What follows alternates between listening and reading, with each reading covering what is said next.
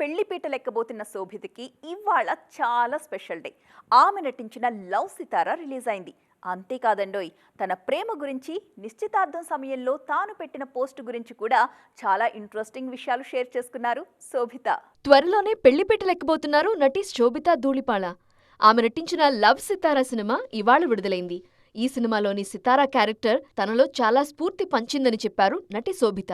సితారా character చాలా తెలివిగా ప్రవర్తించడం తనకు నచ్చిందన్నారు. లవ్ సితారా క్యారెక్టర్ తనకు నిజ జీవితంలోనూ పర్ఫెక్ట్ గా సూట్ అవుతుందని చెప్పారు శోభిత.